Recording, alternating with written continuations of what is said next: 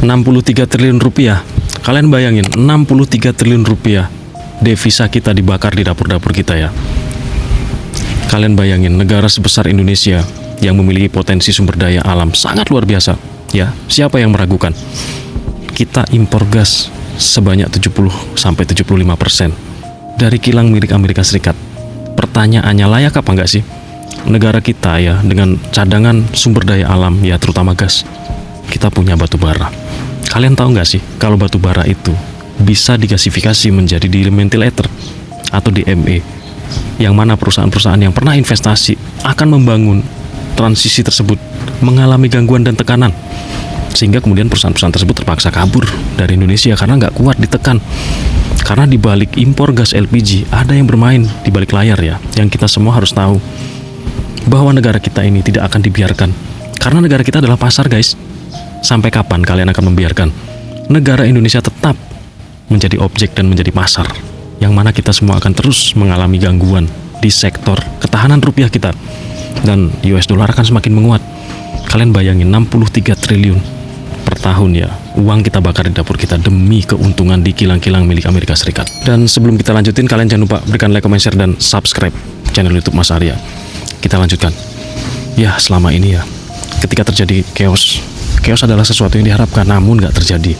Kenapa demikian? Karena ternyata cadangan APBN kita di tahun 2026 masih memenuhi syarat untuk tetap tidak menaikkan harga BBM, dan ini membuat seseorang ini kecewa.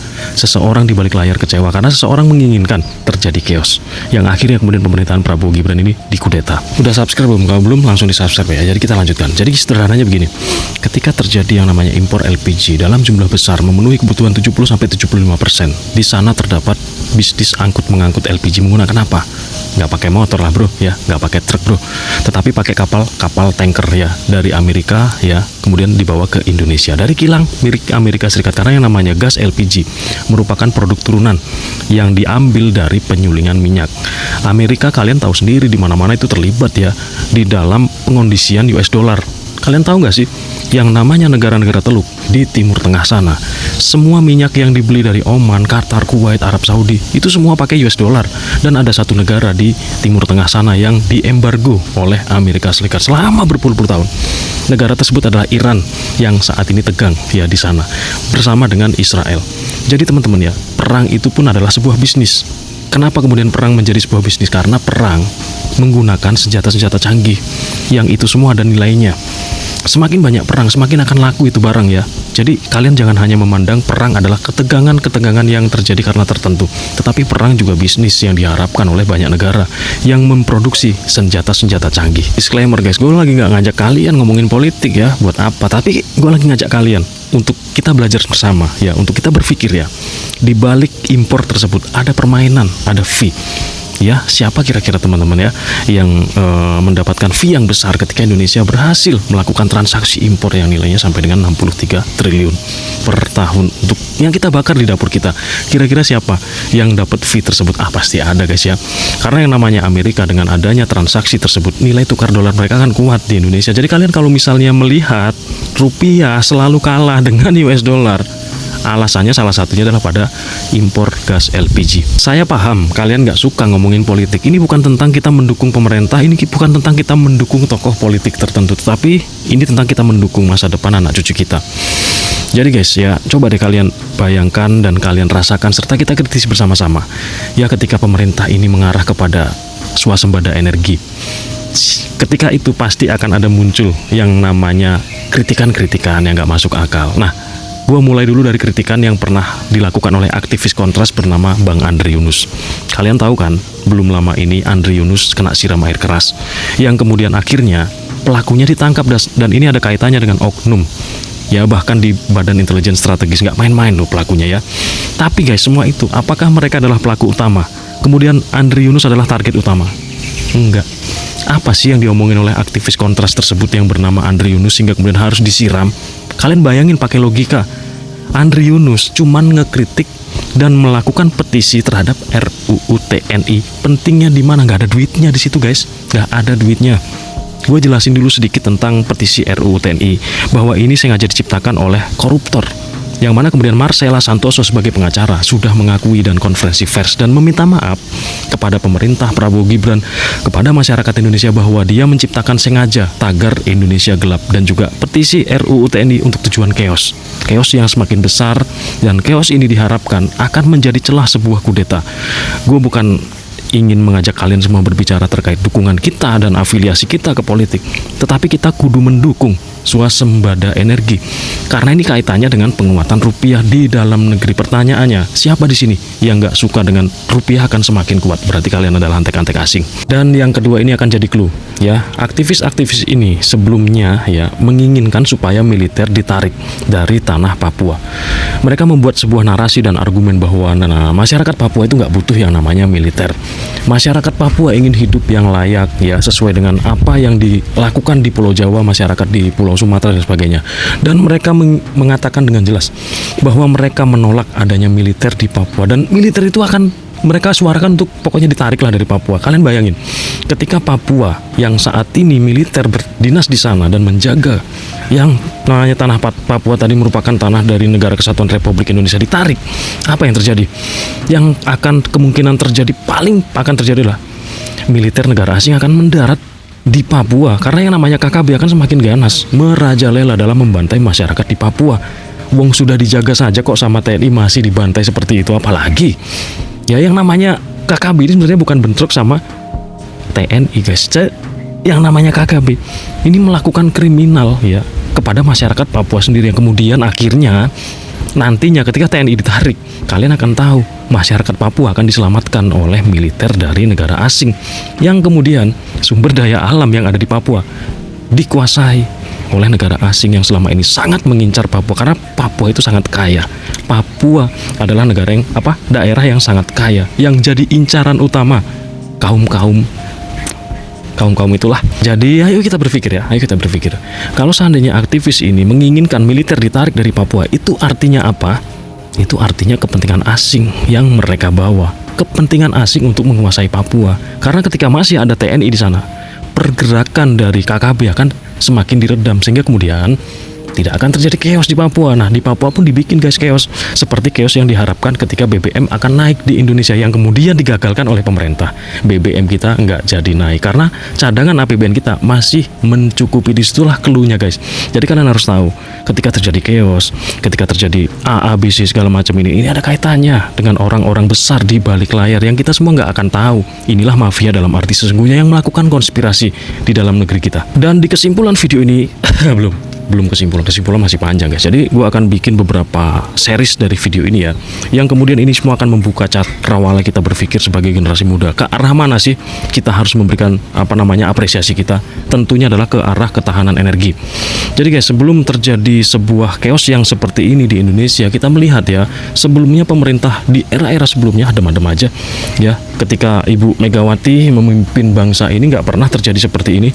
Kemudian ketika Bapak Susilo Bambang Yudhoyono memimpin bangsa ini nggak pernah guys terjadi seperti ini. Dan ketika mulai Bapak Joko Widodo ya, pria Solo tadi memimpin bangsa ini, mulai diserang. Ada apa yang salah dari Bapak Joko Widodo? Kalian tulis di kolom komentar ya.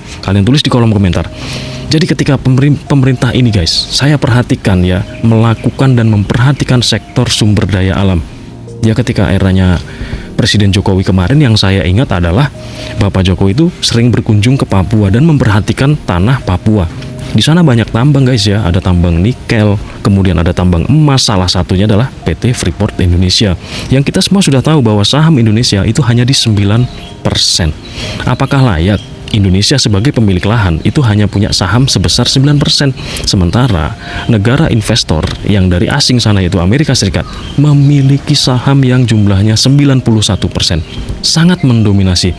Dan itu semua kemungkinan ya dinegosiasi ketika era Pak Jokowi, karena yang saya lihat ya, perpindahan saham dan dominasi saham saat ini itu adalah Indonesia yang menguasai sebesar 50% lebih. Nanti kalian cek datanya di BPS, di Kementerian Keuangan ya.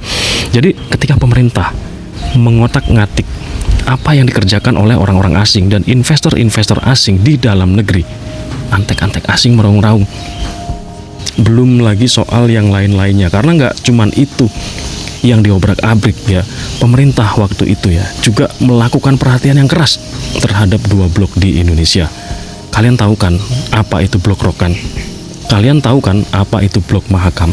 Nah, kalian nanti cari informasinya deh, supaya saya nanti dikiranya saya sedang mengajak kalian menjadi termu lagi. Enggak. Gue lagi ngajak kalian supaya kita ini mengetahui potensi yang ada di dalam bumi Indonesia ini. Karena Indonesia kita ini kaya guys, nggak layak kita hidup susah seperti ini. Layaknya itu kita hidup seperti warga negara maju ya, di Uni Eropa sana, kemudian di Amerika sana. Bahkan kita lebih dari mereka kita bisa, karena segala potensi ada di bumi kita. Nah kemudian ya, yang menurut gua menjadi serangan ya kepada pemerintah adalah satu, ketika pemerintah mulai menerbitkan larangan secara resmi dan meregulasi terkait dengan ekspor CPO yang sekarang nggak bisa main-main. Semua itu sudah diregulasi, ada peraturan Menteri Perdagangan di situ. Nanti kalian cek sendiri bagaimana pemerintah meregulasi soal ekspor CPO mentah. CPO adalah crude palm oil. Ya, yang kedua guys, kalian coba dilihat ya, Indonesia ini pernah digugat loh di World Trade Organization atau WTO, atau Organisasi Perdagangan Dunia. Kenapa Indonesia digugat? Ternyata guys, pemerintah melarang ekspor biji nikel mentah. Inilah yang kemudian menyebabkan Indonesia dianggap melakukan perbuatan melawan hukum dalam hukum internasional. Luar biasa kan? Uang sumber daya alam milik Indonesia.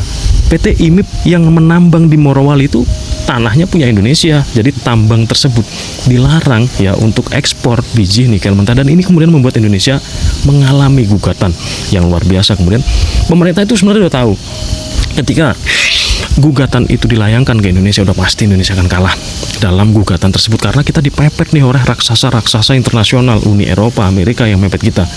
Namun tidak berhenti sampai di situ. Kalau kita bakal berlarut-larut dengan kekalahan dalam gugatan tersebut, maka sudah putus asa. Tetapi enggak, pemerintah itu malah membangun smelter di Indonesia ya. Salah satunya adalah smelter yang dibangun di Gresik. Berikutnya smelter yang dibangun di kawasan-kawasan ekonomi khusus yang dibangun. Kawasan ekonomi khusus Indonesia sudah semakin bertambah banyak loh guys ya. Ada kawasan ekonomi khusus di Batang atau Batang Industrial Port ya. Kemudian ada kawasan ekonomi khusus di Kendal, nanti teman-teman cek sendiri datanya. Kemudian ada kawasan ekonomi khusus di Gresik, ada kawasan ekonomi khusus di Semarang, Jawa Tengah, yaitu Lami Citra Nusantara dan juga Terboyo Semarang. Dan semuanya ini adalah mengelola minerba yang ada di Indonesia, yang semua ini ya sebelumnya itu dikuasai asing. Dan ketika pemerintah ingin coba mengelola semua itu mandiri, pemerintah berusaha digulingkan. Ada apa sebenarnya? Kan berarti kita sudah bisa melihat ya, ada kepentingan asing. Kita udah ngomongin emas, Freeport, kita udah mau ngomongin gas ya, yang arahnya kemudian nanti mudah-mudahan bisa ditransisikan ke DME atau dimethyl ether. Dimethyl ether ini adalah gasifikasi batu bara yang bisa menggantikan gas LPG yang impor. Kita udah ngomongin blok Rokan, kita udah ngomongin blok Mahakam, kita udah ngomongin sawit, tapi kita ngomong cuma ekor-ekornya doang ya. Semua ini guys, walaupun kita nggak makan uangnya, jangan pernah ngomong begitu.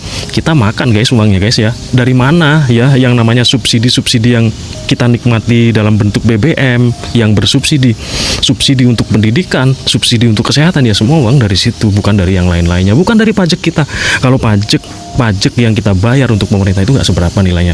Yang sangat fantastis dan luar biasa nilainya adalah sektor-sektor BUMN atau badan usaha milik negara yang juga harus kita perhatikan. Semakin kita memperhatikan sektor-sektor semua itu, maka kemudian kebocoran-kebocoran terhadap bocornya uang negara itu semakin kecil, terutama terkait dengan instrumen hukum yang selama ini tuh dikampanyekan oleh para aktivis terkait dengan ya pokoknya itulah guys ya, aset ya. Kalian tahu sendiri, saya nggak mau sebutin di sini, nanti video ini jadi susah tayangnya di sosial media dan engagement-nya rendah karena saya berbicara tentang aset tersebut, karena ini adalah musuh daripada mafia-mafia yang menginginkan korupsi di Indonesia. Jadi gini, kita perhatikan terus ya, pokoknya kita semangat terus, kita perhatikan terus. Jangan lupa guys, berikan dukungan kepada Arya Kresna Official melalui like, share, komen, dan subscribe. Mudah-mudahan kalian gak kecewa dengan background saya yang seperti ini, tetapi jangan lihat casingnya, lihat apa yang sedang kita bicarakan. Semangat guys, salam sehat selalu dari Arya Kresna. Jangan lupa subscribe.